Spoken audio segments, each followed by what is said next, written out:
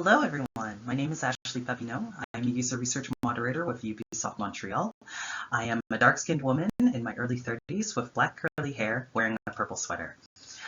So I apologize in advance for the speed of this talk, but we have a lot to get through. So without further ado, I hope that by the end of this talk, you'll have an understanding of what it was like learning about accessibility from functionally zero knowledge.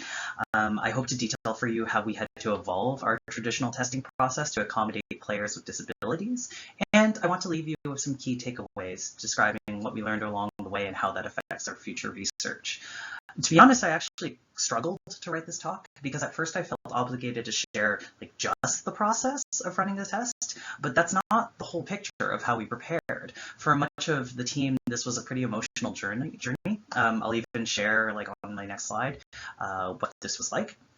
Also, I want to take a note here that there will be no test results shared, but I will share some stories about our players. And I hope that at the end of this, you come away feeling empowered to learn about accessibility and then confident in testing your products and services as we researchers iterate on our approach to this test process. So here's how the story started. We got a message from our manager stating that Ubisoft Kyiv wanted to do an accessibility test for Far Cry 6. And the manager shared some resources like how to interact with players with disabilities, some general good practices and etiquette, the do's and don'ts. But I'm getting a bit ahead of myself here. You have to understand that this was the first accessibility test of its kind at the Montreal lab. So prior, we had done some stuff with information architecture, we had looked at color blindness, that was before I started there. But now we were going to be looking at game mechanics. We were going to be looking at menu options. And so it was our first time diving into that. And my personal feelings on the matter, I felt super nervous. I was very new to user research at the time. I had only been working in the lab for 2 months. So I wasn't sure if I had the expertise to be able to take on this new topic. At the same time, I also have a disability, but it's largely invisible. So even if I did learn about accessibility, I wasn't sure if I could advocate correctly for disabled players. And so I had to remember my experience from earlier in 2020. You see, I'm a Black woman who was very privileged to grow up in Toronto, largely diverse city, and I did not knowingly encounter racism in my life. So when George Floyd died and it led to this global movement, it turns out that there were a lot of people of color like me who felt the same way, and that event had forced us to learn about systemic racism. And that's a really heavy topic, and it didn't lose anything from diving into that. So acknowledging this part of my identity and my ignorance of it, it gave me the space to not gatekeep myself and say, oh, I'm not disabled enough to advocate for accessibility and to learn about this community. So I took from that in order to learn about disability and accessibility in the first place. And so with the support of my manager, I was able to put together a very basic presentation. This is what is disability? What is accessibility? Why do we care about it? What are different internal resources that we have in the lab? And then I shared it with my coworkers. And that's how we all collectively started. We thought about internal documentation and talks that did exist, and we had to do this while balancing our responsibilities with other user tests. We had to sort of consume what we had available. And then after that, we were able to move on to the greater internet. And this is where you're able to type in the really basic, super basic queries, what's the difference between disabled person or a person with a disability? How do you talk to people with disabilities? What do they consider offensive? We had to be curious during this time. And it turns out online there's a ton of resources. You can look up specific interest groups, you can look at universities, government offices, articles from the news, articles from student newspapers, looking at tweets about our games. That was really illuminating. And once you start getting your bearing in this space, that's when you can start looking out for best practices and industry industry benchmarks. So to my knowledge, as of the time of this recording, September 2021, we don't have a formal thing like WCAG for web developers, but we do have a lot of wonderful resources that are starting to form those pillars for us, those good practices. So we could look at sites like Can I Play That? Or we could look at Dagger's reviews on our games, for instance. So this is how we got started understanding games and accessibility. And it also required this lens shift overall. We had grown up in society being familiar with, oh, like disability, that you're disabled when you have a medical condition. And it's like, no, it's not about disability caused by medical conditions. We need to think about disability as being excluded from interactions and from experiences because of environmental barriers that interfere with your day-to-day enjoyment of life. And we were working on a video game, so we had the control of these environmental barriers, or at least some control anyway. We were working to make and test this game to reduce these environmental barriers as much as possible. We also started to understand the framework that we use for accessibility barriers in games, and it does have limitations. So again, as of the time of recording, we can classify barriers into these different umbrellas and sort of address them through visual, hearing, mobility, cognitive, and speech accessibility. And I'll reflect later why this doesn't fully work all the time. But never mind the subject matter, we also had to develop a safe space for discussion. So, I'll never forget the feeling that I felt when I watched someone play Assassin's Creed with a quad stick for the first time. The controller that you use your mouth, your teeth, your tongue, your breath to control. I had a coworker who shared a video of a disabled player. They were playing a game and they thought it was really cool. And then I had a different coworker who watched the same video and felt kind of ill because they were thinking about how different that player's experience was from their own. And so all the documentation tells you that it's rude to react with pity or with awe directly to people with disabilities. And that makes complete sense. So if you're telling someone, oh, you're so brave, that's really being condescending to a fellow human being with a lived experience that is different from your own. But I'm here to tell you that such feelings are normal. They happen. It takes time to rewire what society has put in us, how we perceive disability. You have to build that resilience. You have to train through exposure, if you will. And if you're a UX practitioner, you know that empathy is essential to this field. And you have to sort of adjust to understand that disabled players are going to be the experts on their own experience. And it's not up to us to assume their feelings and then empathize with those assumptions, if that makes sense. So we had established all this base knowledge, and we were now ready to move on to a process that we call needs gathering. So what is needs gathering? This is a very simplified way of looking at it, but if you think about the elementary school who, what, where, when, why, and how of the test, these are the sorts of details that get sussed out between the production team and then the professionals in our lab. So we're able to define together, okay, what exactly is the content that needs testing and why, and then move on to the greater details. So when is the test taking place? Who are we going to be testing with? Where is the test going to happen? And then how are we going to run the test and then report back with our findings? So thankfully, we have an in-house accessibility team that's able to help us define these sorts of difficult research questions, make them simpler and approachable. And so we weren't doing this alone, which we were very grateful for. And so we arrived on two areas. The first being options menus. So are players able to customize the game? How easy or hard is that to do? And do players understand how the options affect the game? And so this is where we started to realize, we hadn't fully learned it yet, but we started to understand that all options affect accessibility, even if that's not the original design intent. So that's something I'm starting to digest a bit. The second area is gameplay accessibility. So do players still face barriers while using the options? Do they struggle in moving Danny around, whether this main character, are they on foot? Are they in a vehicle? Are they riding a horse? can they do use the different in-game menus? So I'm talking about like where you manage your inventory, your quests, your collectibles, and then even with all that happening, are they able to still follow the story? Can they understand what's happening? We next have to look at when we could test. So yes, this does mean the dates, when was it going to take place, but also what approach to testing were we going to take? So there are two general approaches to accessibility research that we've been able to define for ourselves. The first is ongoing research, and the second is accessibility focus solely. So ongoing research is really lovely. It seeks feedback from players across the entire development cycle.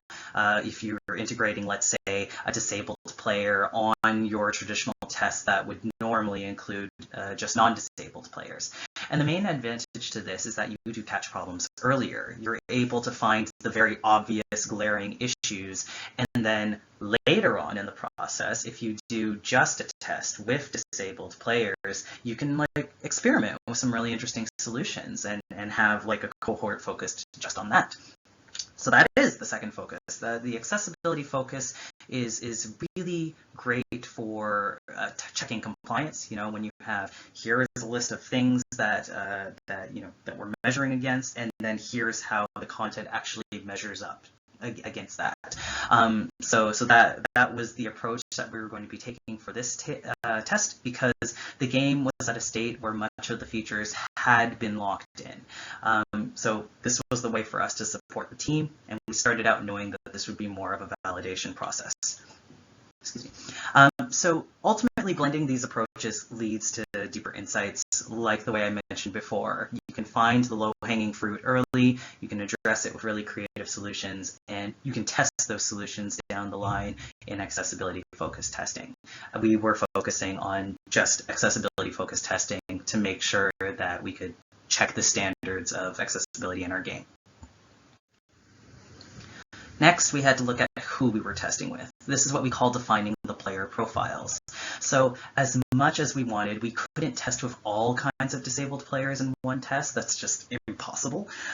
We ended up choosing for our first test, we worked with players who had low vision or minor motor disabilities. And in the second test, we worked with players who were hard of hearing or deaf. So if I'm going to illustrate for you why we have to restrict the scope so much, let's think about players who maybe have motor disabilities, okay, who encounter mobility barriers in games. So if we're sort of thinking about the types of players that would fit into that category, this may include wheelchair users. This could also include someone who has one hand. This could also include someone who experiences pain and strain because they're repeatedly like mashing buttons on a controller. So you can tell already, okay, we started out with the minor motor disability group or the motor disability group, but there are already at least 3 different types of players that fit into that category, and they're all wildly different from each other. And so this is why we have to make sure we restrict the scope to make sure we can prevent against that muddy data. If we're like testing with, you know, all the subsets are so diverse, okay, let's not test with a ton of different types of barriers all at once. We also have to consider, is this going to be a remote test or is this going to be in person? In-person testing would have been the most authentic experience. People love coming into our lab, but we are under-equipped. We do not have all the possible types of hardware or software to accommodate disabled players coming in. And honestly, going to people's homes would have been lovely because it's their ideal setup. They're at home. But the COVID-19 pandemic prevented that. And so because of this pandemic, we were pushed to find flexible solutions in remote testing. We technically had a global pool of candidates as long as their time zone was more or less okay, close to ours. And also doing a proper technical setup would have been essential. So we needed to make sure that the assistive technology that they may or may not have been using, it was going to work with Parsec. That was the platform that we were using at the time for our remote testing. So we've gone through all the different parameters for the test, and now we're going to focus on starting this whole process. We have to recruit our participants.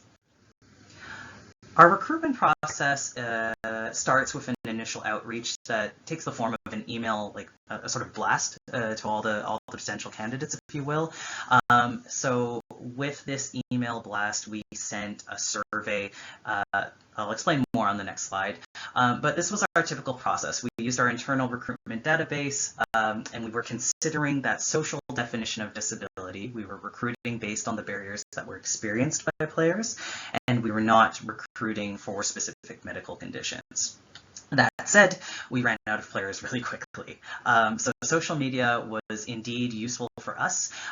We had to make use of Twitter's very active accessibility community to sort of fill up our roster.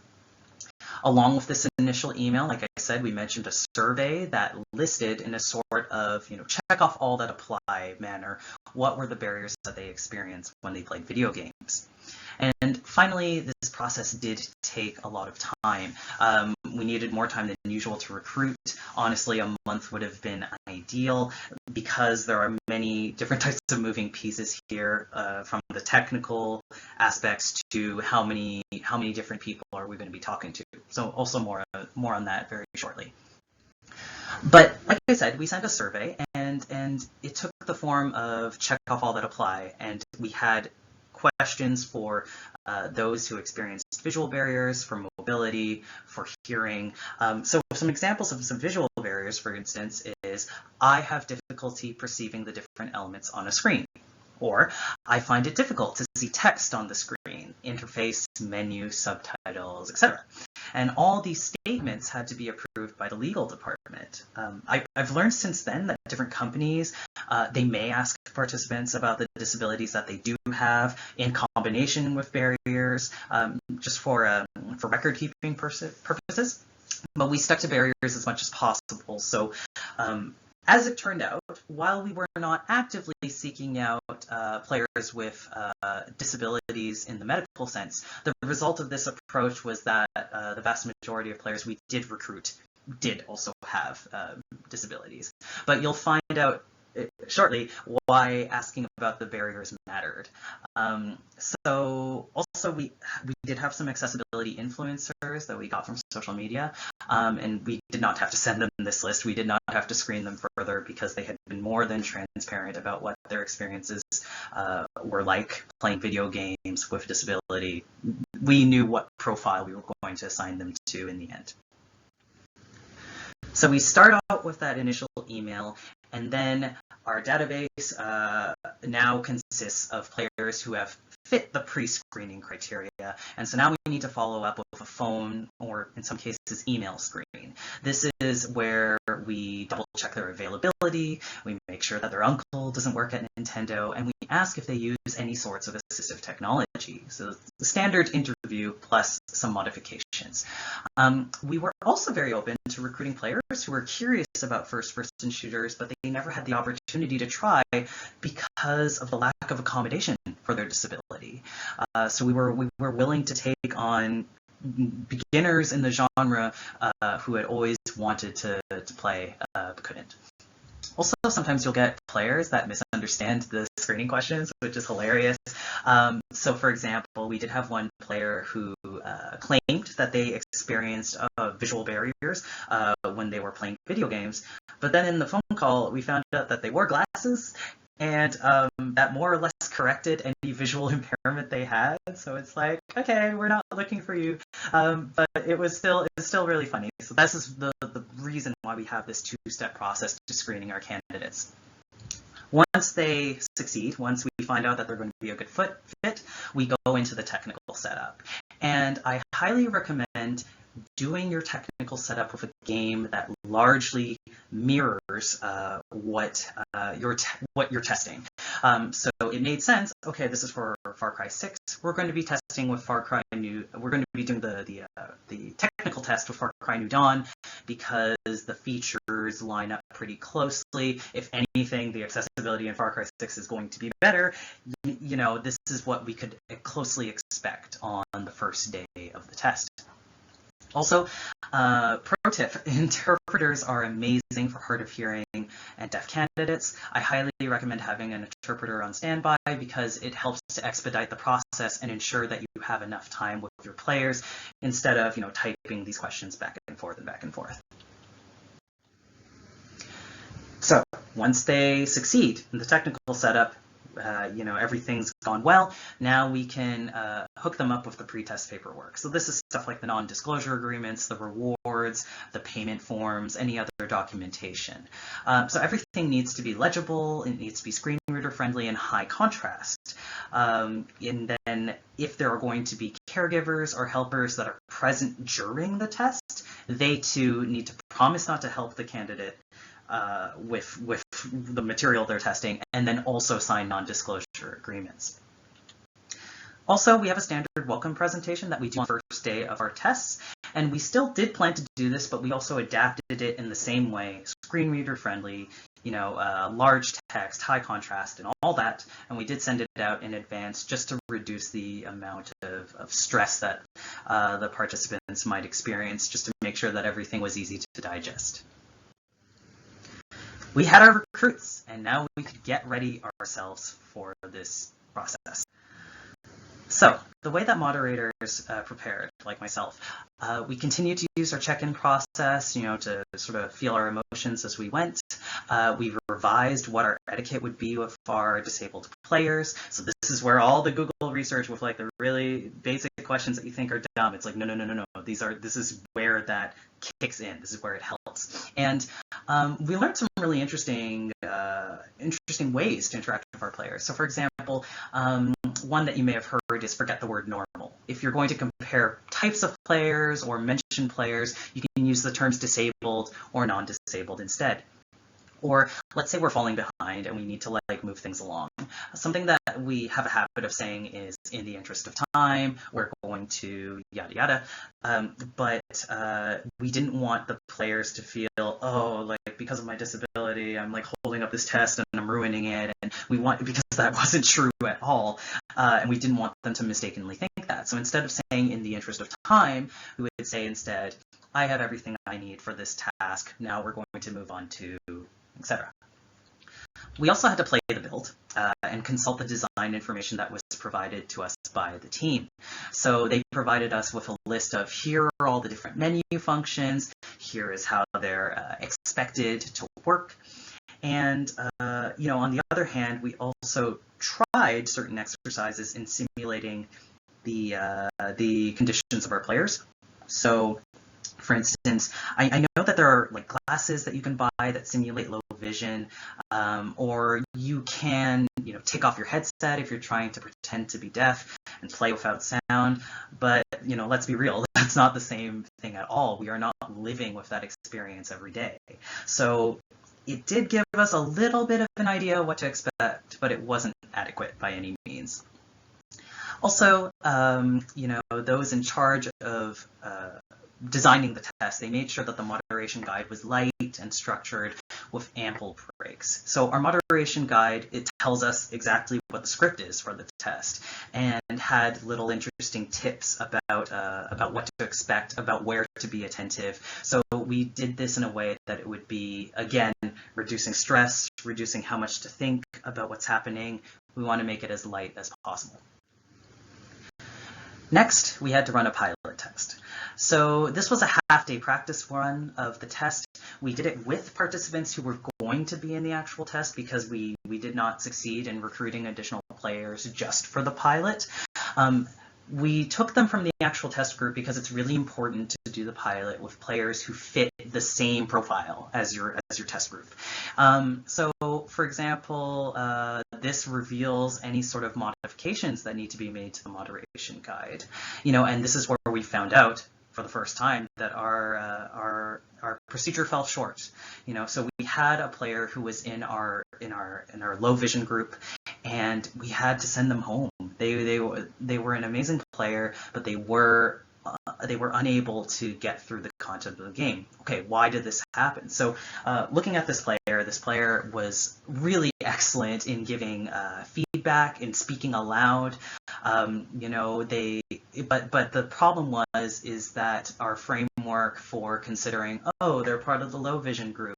It wasn't adequate because it was possible, we suspect, that this player also had some sort of cognitive disability, and the protocol wasn't accommodating this likely intersection of disabilities here. Also, we didn't do the technical setup with the player. We did it with the person helping them, and that player was also not doing the test from home. They were doing it from a local community center in like an isolated space. So the tech setup went exactly as planned with the helper, but not with the participant. In any case, this whole process helped to build confidence for the team. This is why you need to run the pilot test. This is why you need to have a check-in process. Like, I just felt so upset saying to this player, I'm sorry, you can't continue. This is why we have to check in with each other. So now we get to move on to actually running the test. There are various activities that we can give to our participants. We start with the formal welcome meeting as scheduled, even though we sent it out in advance, because this is a great way to build unity, build closeness. And then we let them have the game. A frequent approach is to let them explore the content freely. We want them to feel immersed. We want them to play like they're at home. This was also very different from traditional tests in that it was one-on-one. So us moderators, we oftentimes watch 3 or 4 players at a time. We're able to get enough observations from all of them. But by doing it one-on-one, this allowed us to build a rapport and to understand our players as well as the relationships that they have with the disabilities that they identified as having.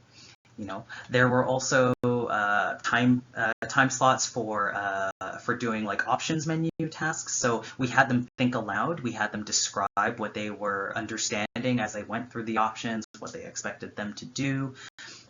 And then we also had the latter portion of the overall test, focusing on missions of concern. So in our moderation guide, it had detail of, oh, this mission requires horseback riding, or this mission is going to have a lot of enemies and we want to see how overwhelming that is. It just gave us a heads up of what to expect, what to look out for, to see if disabled players were able to manage that content all right. And for anything that we didn't fully understand, we did have regularly scheduled interviews with our players just to clarify any observations. And we had a variety of really interesting players. One of our players was one-handed, and they did not use the one-handed mode. They actually, I think they remapped a button to the other hand and then controlled one of the sticks with their chin. And that player played the game so skillfully, it was so cool to see that they weren't experiencing any major barriers in play. We also had one other player who was kind of in denial about needing to use the options in the visual menu, and we knew in theory that was something we could come across, but it was really interesting to come across it the first time. And it's very tricky for a moderator because they cannot tell the player what to do. We can sort of, maybe if they struggle with an area long enough, we can sort of nudge them in the right, in not the right direction, but in a closer direction that's more comfortable for them. And so eventually the moderator did succeed. They were able to have that player try some options in the menu, and that player was no longer falling off ledges as much as they used to, and they were able to see certain things in the world. And so this is what it is when you recruit for barriers instead of specific disabilities. Here we have a player who maybe would not have identified as having a certain disability when it comes to vision, but because they were very honest about the barriers that they were experiencing, we were able to actually have them for our test when we otherwise might have accidentally overlooked them. I myself had a wonderful participant who, for example, they turned on holdless mode at the very beginning of the game, and then the very first decision in the game was selecting Denny's gender. So you had to hold a button to select that. So it's right away we were uncovering all sorts of wonderful insights. It was a really rewarding experience. Okay, so I could have made a whole game show of this: accessibility or usability. Here's an example type of observation we might have had. A player has died 6 times during a mission, and we already know they are experienced with first-person shooters.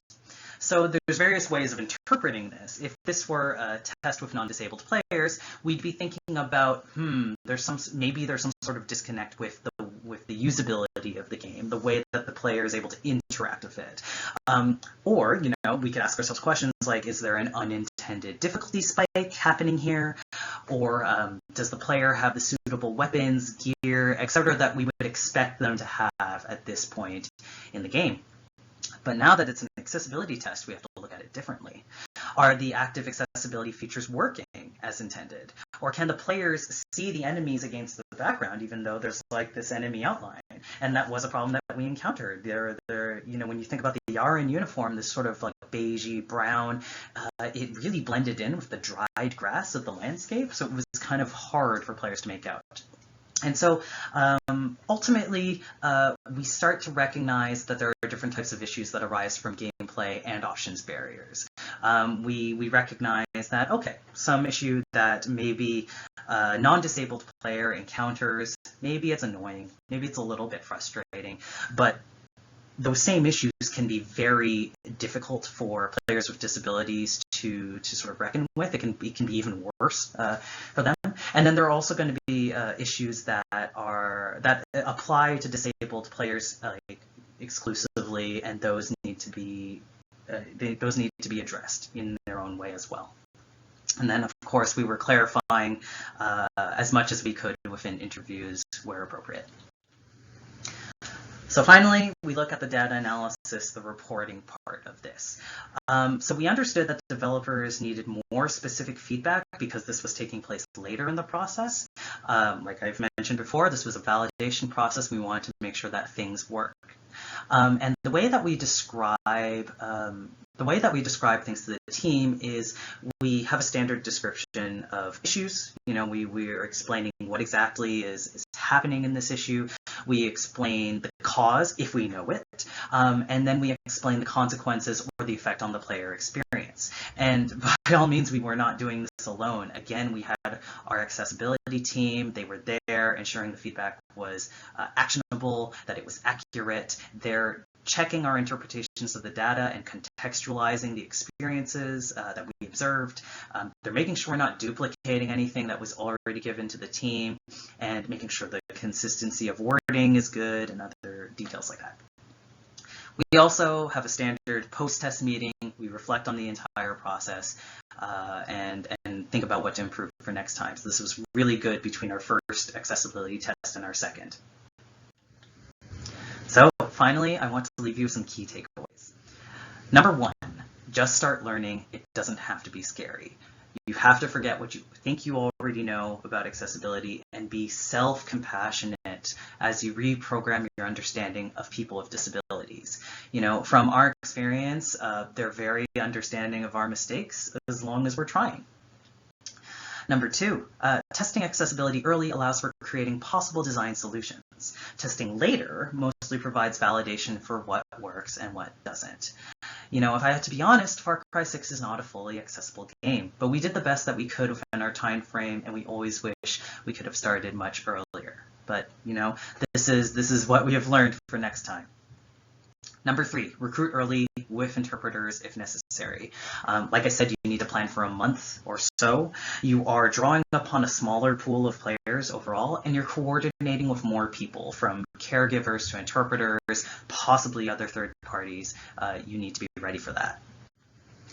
Number 4, everything apart from the game being tested needs to be accessible too. So again, the non-disclosure agreements, reward forms, welcome presentation, it's got to be friendly to screen readers, high contrast with clear text.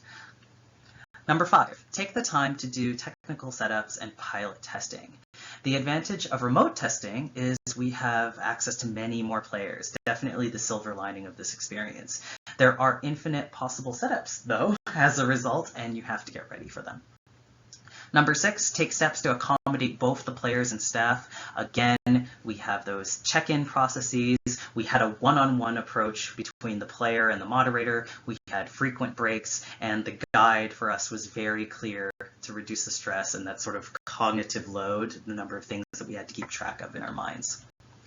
Number 7, work to understand the nuance between usability and accessibility. This is something that's going to happen over time as you become more experienced. And number 8, document everything, really. You need to work with your team to build an accessibility guide. Even if you're not a researcher, there are different ways that it could apply to your field. For example, let's say HR hiring processes. What are you doing to accommodate people going in? Is their workplace in need of different sorts of accommodations? Things like that. It has to be offered to everyone.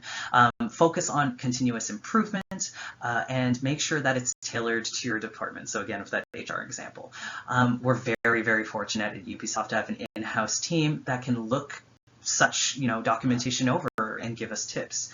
And maybe you're watching this and you're working with experts outside of your organization, or maybe you're on a small team, or maybe you're a solo developer and you're trying to make your game more accessible, which is freaking awesome. Just make sure that you're writing things down, consult with disabled players along the way to start, and then once you have the means, you can work your way to establishing these meaningful relationships with experts. We'll make sure you're on the right track. Also, I have a few wishes on how to sustain the momentum. I hope that we can continue to have a strong relationship with our accessibility team, and in retrospect, we should have had much more contact with them than we did. We didn't talk to them as much as we possibly could have, including, we should have had them at our post-test meeting, but we didn't. But there were just time restraints on everyone, and so we could have made use of this incredible resource much more. Also, I think it would be great if we broaden our knowledge about game design and development. If we as researchers have a better understanding of the production's different design goals, the different stages, we can take the opportunity to do things like draw awareness to different types of content that need testing at different times. I would love it if we continued to involve more casual players and fewer hardcore power users, if you will. We have a habit of recruiting players that have played the previous installment of a franchise, or they've put in a lot of hours, and that's essential to our research, but it's not all-encompassing. And I think about that player we sent home. They're a Far Cry fan. They said they were going to buy the game, even though they couldn't play in our test. And that makes us wonder, how would they have played Far Cry 6 at home? How did they even play the previous ones? We can't know at this time, and that's potentially a lost opportunity. And finally, we need to think about how to mature our process. So this time it did make sense to test with players with disabilities because we needed to validate the options, we needed to validate the gameplay design. But is there a better approach? I honestly don't know. But I know that game accessibility won't be solved with menus alone, and we're going to need more clever design solutions as we go. So I trust all of you watching to please keep coming up with your amazing ideas, your badass solutions, and we will be waiting to test them. Thank you so much for your time. You can reach out to me on Twitter, AJM Papin, or you might be able to catch me on Discord. Take good care.